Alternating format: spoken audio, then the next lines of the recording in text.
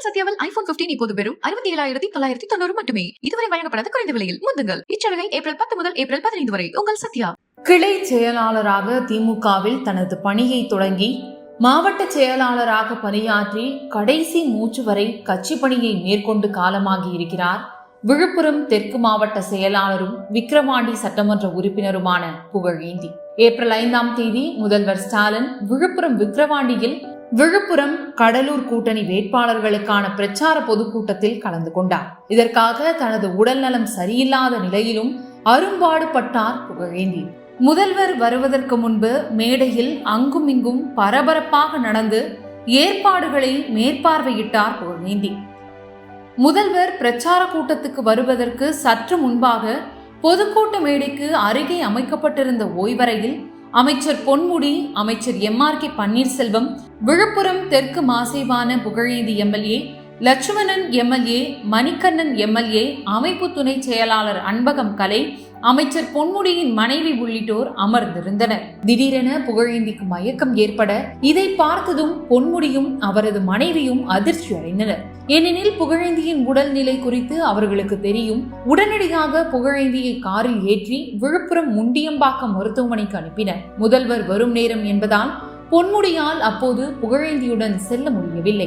ஏற்கனவே கடந்த மார்ச் 25ஆம் தேதி விழுப்புரம் மாவட்ட ஆட்சியர் அலுவலகத்தில் VCK வேட்பாளரான ரவிக்குமார் வேட்புமனு தாக்கல் செய்த போதும் பொன்முடியோடு மாசேவும் MLAவுமான புகழேந்தி உள்ளிட்டோர் இருந்தனர். விழுப்புரத்தில் அம்பேத்கர், அண்ணா, கலைஞர் சிலைகளுக்கு மாலை அணிவித்துவிட்டு கலைஞர் அறிவாலயத்தில் இருந்து மாவட்ட கலெக்டர் அலுவலகத்துக்கு ஊர்வலமாக சென்றார் வேட்பாளர் ரவிக்குமார். அப்போது திடீரென மாசேவும் MLAவுமான புகழேந்திக்கு மயக்கம் ஏற்பட்டது. அப்போது உடனடியாக அவரை காரில் ஏற்றி ஈயரை மருத்துவமனைக்கு அழைத்து சென்றனர். மருத்துவமனையில் அனுமதித்த பிறகு சென்னை ரேலா மருத்துவமனைக்கு அழைத்து செல்லப்பட்டார் புகழேந்தி. ரேலா மருத்துவமனையில் அனுமதிக்கப்பட்டு சிகிச்சை பெற்று வந்தார். இந்த நிலையில்தான் ஏப்ரல் 5ஆம் தேதி முதல்வர் ஸ்டாலின் விழுப்புரம் கடலூர் வேட்பாளர்களை ஆதரித்து விக்கிரவாண்டியில் பேசியிருந்த பிரச்சார பொதுக்கூட்டத்துக்கு ஏற்பாடுகள் நடந்து கொண்டிருந்தன. மருத்துவமனையில் இருந்த புகழேந்தி தலைவர் நம்ம மாவட்டத்துக்கு வராரு என்று சொல்லி மருத்துவமனையில் இருந்தபடியே பிரச்சார கூட்டத்துக்கான ஏற்பாடுகளில் ஈடுபட்டார். இதற்காக சில நாட்களுக்கு முன்பு மருத்துவமனையில் இருந்து கிளம்பி விழுப்புரத்துக்கே சென்றார் புகழேந்தி. இவ்வளவு பின்னணி இருப்பதால் தான் நேற்று முதல்வர் வருவதற்கு சிறிது நேரம் முன்பு புகழேந்தி மயக்கம் அடைந்ததும் அதிர்ச்சி அடைந்தார் அமைச்சர் பொன்முடி. நேற்று புகழேந்திக்கு மயக்கம் ஏற்பட்டதும் உடனடியாக பொன்முடியின் மகனான டாக்டர் கௌதம சிகாமணி உடனடியாக அவரது இரத்த அழுத்தம், சுகர் உள்ளிட்டவற்றை சோதித்துவிட்டு வேகமாக விழுப்புரம் முண்டியம்பாக்கம் அரசு மருத்துவமனைக்கு அழைத்து சென்றனர். காரிலேயே இரத்த வாந்தி எடுத்தார் புகழேந்தி.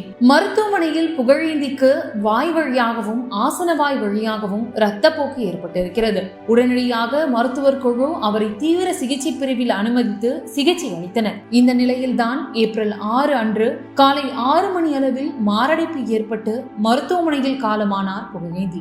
கடந்த 2 ஆண்டுகளாக புகழேந்தி கல்லீரல் புற்றுநோயால் பாதிக்கப்பட்டிருந்த போதும் அதற்கான சிகிச்சை எடுத்துக்கொண்டே மாசே என்ற முறையில் கட்சி பணிகளையும் MLA என்ற முறையில் மக்கள் பணிகளையும் மேற்கொண்டு வந்தார். ஒரு கிளை செயலாளராக 1973 திமுகவில் தனது பணியை தொடங்கிய புகழேந்தி முழுமையாக 50 ஆண்டுகள் திமுகவில் பணியாற்றி மாவட்ட செயலாளராகவும் சட்டமன்ற உறுப்பினராகவும் இருக்கும் நிலையில் காலமாகிவிட்டார். 1954ஆம் ஆண்டு ஆகஸ்ட் 20ஆம் தேதி அப்போதைய தென்னார்காடு மாவட்டத்தில் விழுப்புரம் தாலுகா அத்தியூர் திருவாதியில் நாராயணசாமி தனம்மாள் தம்பதிக்கு மகனாக பிறந்தவர் புகழேந்தி. விவசாய குடும்பத்தை சேர்ந்தவர்.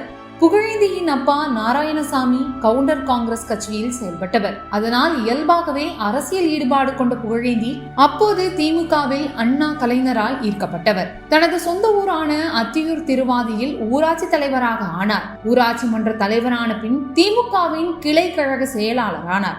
1980 முதல் 86 மாவட்ட பிரதிநிதி, 1986 பொதுக்குழு உறுப்பினர், 1990 அவரது சொந்த ஒன்றியமான கோலியனூர் ஒன்றிய பொறுப்பாளர், 1992 முதல் 97 வரை கோலியனூர் ஒன்றிய செயலாளர், 1996 கோலியனூர் ஒன்றிய பெருந்தலைவர், 1997 தலைமை செயற்குழு உறுப்பினர் என விழுப்புரம் திமுகவில் புகழேந்தியின் கிராஃப் ஏறிக்கொண்டே சென்றது. இதற்கிடையே விழுப்புரத்தில் மாவட்ட செயலாளர் பொன்முடியின் தீவிர ஆதரவாளராகவும் அறியப்பட்டார் புகழேந்தி. 2009 ஒன்றுபட்ட விழுப்புரம் மாவட்ட பொருளாளர், 2015 விழுப்புரம் மத்திய மாவட்ட பொருளாளராக இருந்த புகழேந்தி 2019 ஆண்டு விக்கிரவாண்டி இடைத்தேர்தல் களத்தில் வேட்பாளராக்கினார் பொன்முடி.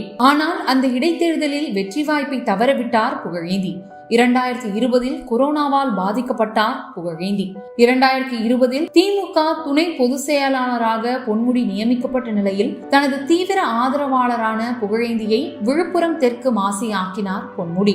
2021 சட்டமன்ற தேர்தலில் மீண்டும் விக்கிரவாண்டி தொகுதியில் நின்று தனது 50 ஆண்டு அரசியல் வாழ்வில் முதல் முறையாக சட்டமன்ற உறுப்பினரானார் புகழேந்தி. கடந்த தேர்தலில் என்னை வெற்றி பெற வைத்தவர், இந்த தேர்தலில் எனக்காக உழைத்தவர் என்று புகழேந்திக்கு புகழாரம் செலுத்தியுள்ள விசிக வேட்பாளர் ரவிக்குமார் ஏப்ரல் 6ஆம் நாளான இன்று ஒரு நாள் தனது பரப்புரையை ரத்து செய்து அஞ்சலி செலுத்தினார். முதலமைச்சர் ஸ்டாலின் வெளியிட்டுள்ள இரங்கல் செய்தியில், கடந்த சில நாட்களாக உடல்நலம் குன்றியிருந்த புகழேந்தி தன் உடல்நலன் பற்றியெல்லாம் சிந்திக்காமல் கழகத்தின் வெற்றிக்காக தேர்தல் பணிகளை ஆற்றி வந்தார். நேற்றைய என்னுடைய பரப்புரை கூட்டத்தில் கலந்து கொள்ள வந்த அவர் சற்றே மயக்கம் வர மருத்துவமனைக்கு சென்றார். உடனடியாக நானும் மருத்துவர்களை தொடர்பு கொண்டு அவரது உடல் நலனை கவனித்துக் கொள்ளுமாறு கேட்டுக்கொண்டிருந்தேன். நலன் பெற்று மீண்டும் வருவார் என்று நம்பியிருந்த நிலையில் அவர் நம்மை விட்டு பிரிந்த செய்தி துயரத்தில் ஆழ்த்தியிருக்கிறது.